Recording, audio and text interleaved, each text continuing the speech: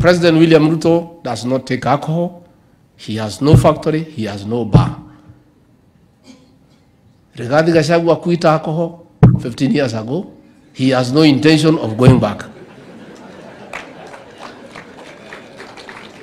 He has no factory, he has no outlet, and he has no any arrangement to get one. Huyu Professor Kindiki does not even take Coca-Cola because it looks like alcohol. Huyu Raymond Omolo is allergic to alcohol. Jafeth Kome ni mtu ya chai. Bwana Kaja ni mtu ya chai. Sasa kama mko mambo ya pombe na bangi, you are on your own. Your leaders are not there. And this is the administration that will sort out this nonsense. With those who want to go on with us, wale ambayo wanaona hiyo kazi hawezi saidiana na sisi, we are being very kind by offering you an opportunity to proceed on terminal leave pending retirement. Wangapi wanataka terminal leave pending retirement? Inweni mkono.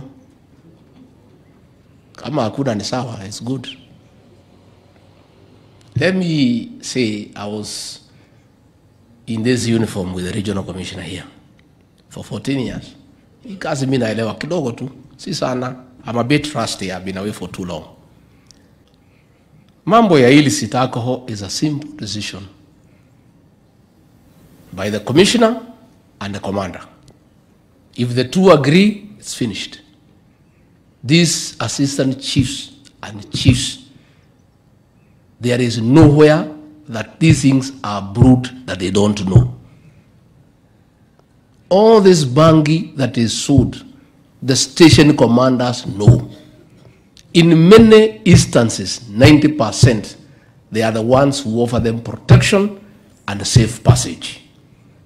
That is the truth.